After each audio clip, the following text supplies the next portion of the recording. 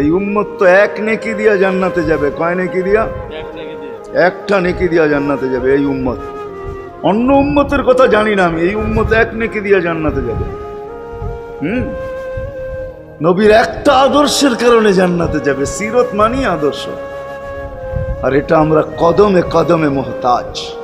কেননা এই ছোট জীবনটা যদি গ্রহণযোগ্যতা পর্যন্ত পৌঁছাইতে হয় আল্লাহর কাছে, চাই নারী হই, চাই যুবক হই, চাই বৃদ্ধ হই, যেই মানুষই হই না কেন, যেখানেরই হই না কেন, যেই বাসারই হই না কেন, যেই বর্ণেরই হই না কেন, যেই পেশারই হই না কেন, যেই সোসাইটিরই হই না কেন, এই জীবনটাকে যদি গ্রহণযোগ্যতা পর্যন্ত পৌঁছাইতে হয় কার কাছে? দুনিয়াওয়ালাদের কাছে না, মালিকের কাছে, যিনি এক ফোঁটা পানির থেকে অস্তিত্ব দিছেন, যার কাছে আবার আমাদেরকে ফিরা যেতে হবে। পালানের কোনো সুযোগ নাই। এই জন্যই কোরআন আমাদেরকে বোঝায় আইনাল মাফার। আল্লাহ বলতেছে কোথায় ভাগবে তুমি, বলো কোথায় ভাগবে? কবির কথাই সত্য, যদিও নাকি পালাও তুমি আকাশেতে লাগিয়ে সিঁড়ি, সিঁড়ি লাগাও যদি আকাশে চলে যাও, তো আল্লাহ বলে তোমার বাগার কোনো সুযোগ নাই। কেননা ইল্লা বি সুলতান, ওইখানেও আমার রাজত্ব, এইখানেও আমার রাজত্ব, ডাইনো আমার রাজত্ব, বামে আগে পিছে উপরে নিচে সর্বত্র আমার রাজত্ব। আমার রাজত্বের বাহিরে যাওয়ার ক্ষমতা তোমাদের নাই।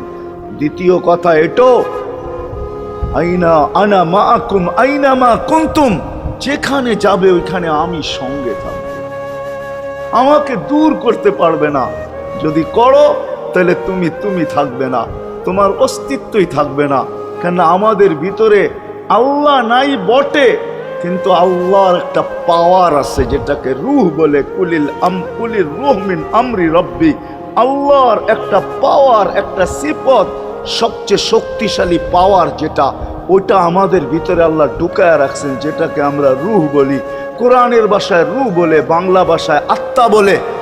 যেটাকে আমরা আত্মা বলি ওটা আল্লাহর হুকুম ছাড়া কিছু না। আল্লাহ বলে ওটা মনে করে নাও আমি তোমার ভিতরে আছি, কেন এটা আমারই জিনিস।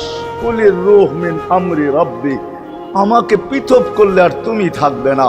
তখন তোমার চক্ষু থাকবে আইন লা তানজুর, তোমার চক্ষু থাকবে দেখবে না।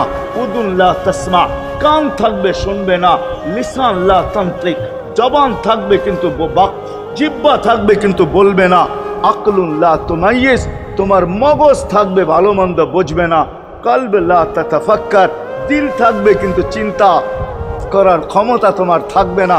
ইয়াত লা তাফতিশ, হাত থাকবে ধরবে না। রিজল লা তামশি, পাও থাকবে চলবে না। তুমি হবে লাশ।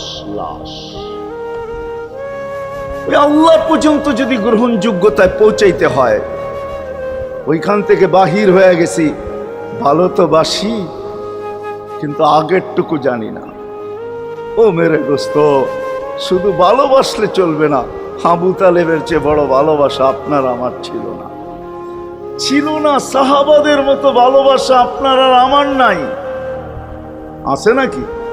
হ্যাঁ, আবু তালেবের মতো ভালোবাসা ছিল। চলেন শর্ট করি। আবু তালেবকে নিজের হাতে আল্লাহ রসুল কবরে রাখছেন। যখন রাখতেছিলেন তখন চিৎকার দিতেছিলেন, আম্মি মা তারাক্তালি সাবিলা, চাচা কোন রাস্তা রাখলেন না আমার জন্য। বলছিলাম কলেমা পড়েন, পড়লেন না। বলছিলাম ঠোঁটটা হেলান, হেলাইলেন না। বলছিলাম চুপ থাকেন, তাও থাকলেন না। সর্বশেষ একটা চিৎকার দিলেন, আলা মিল্লাতি আব্দুল মুত্তালিব, আব্দুল মুত্তালিবের ধর্মের উপরে চলে যেতেছি। এই কথা বলে দুনিয়ার থেকে বিদায় নিলেন। চুপও যদি থাকতেন তো আমার জন্য কোনো সুযোগ হইতো।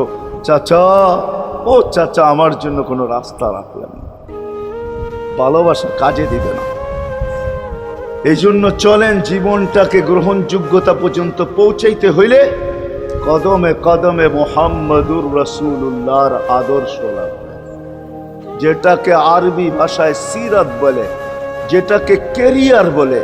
আল্লাহর রসুলের কেরিয়ার লাগবে, আল্লাহর রসুলের আদর্শ লাগবে, আল্লাহর রসুলের সিরত লাগবে, আল্লাহর রসুলের চরিত্র লাগবে। এই জন্যই আল্লাহ কোরআনে বলছেন, লাকাদ কানা লাকুম ফি রাসূলিল্লাহি উসওয়াতুন হাসানা, তোমরা লিমান কানা ইয়ারজুল্লাহ, তোমরা যদি আমাকে পাইতে চাও তাহলে আমার আদর্শ সহজ করছেন, কঠিন করেন নাই। আল্লাহ কঠিন করতে পারতেন, আল্লাহ সহজ করছেন। কেননা আসলে উদ্দেশ্য ছিল আল্লাহকেই মানা, আল্লাহকে মানা উদ্দেশ্য ছিল। কিন্তু আল্লাহকে চোখে দেখা যায় না, মানবে তো মানবে কি করে? আল্লাহর কথা শোনা যায় না, তো আল্লাহকে মানবে তো মানবে কি করে?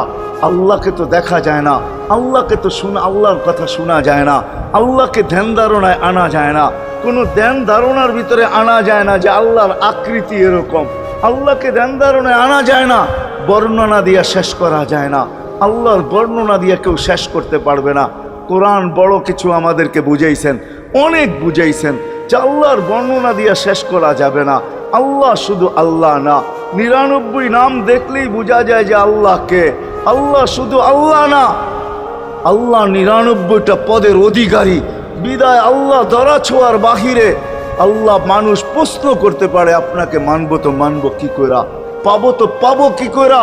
তো আল্লাহ আসান করছেন যে আমার নবীর আদর্শের ভিতরে আমি লুকায়িত আছি। ফুলের ভিতরে যেরকম ঘেরান লুকায়িত থাকে, আমার নবীর আদর্শের ভিতরে আমি লুকায়িত। নবীর আদর্শ মানতে থাকবে, আমাকে পাইতে থাকবে।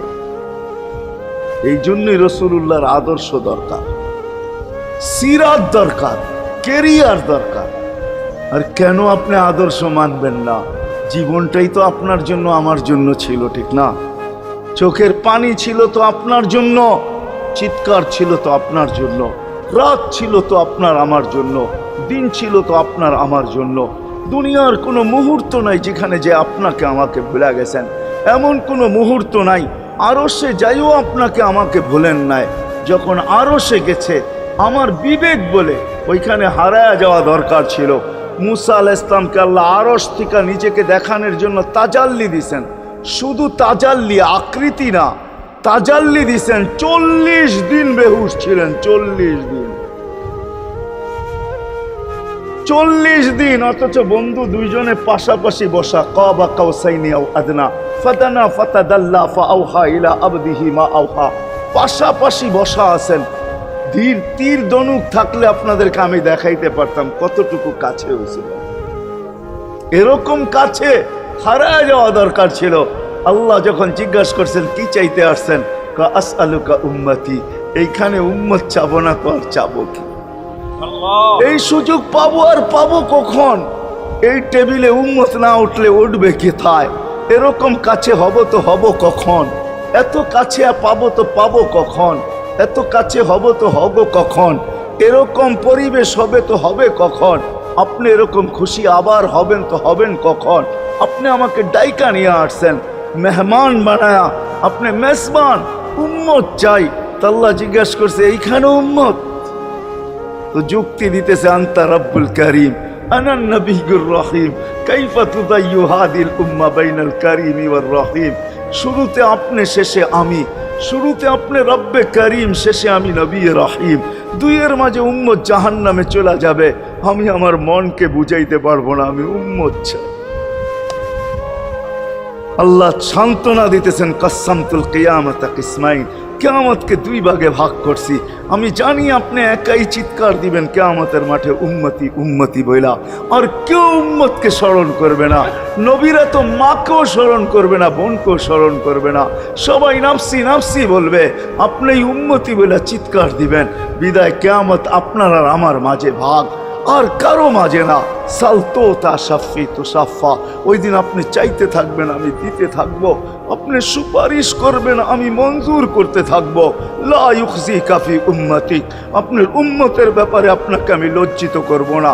কোরআন আসছে আল্লাহর রসুলের কাছে, অদ্দুহা ওয়াল লাইলি ইদা সাজা মা ওয়াদ্দাআকা রাব্বুকা ওয়া মা ক্বালা। এই সূরার ভিতরেই আছে সাউফা ইউতিকা রাব্বুকা ফাতারদা, আপনাকে আমি রাজি করে ছাড়বো। কোরআন যখন নাজেল হইতেন তো কি অবস্থা হইতো ওলামারা জানে। আল্লাহ রসুল ঘামতে থাকতেন, এতটুকু কষ্ট হইতো। কখনো কখনো বলতেন কাদার রু আইয়া খরুজ, মনে হয় আমার রুটা বাহির হয়ে চলে যাবে।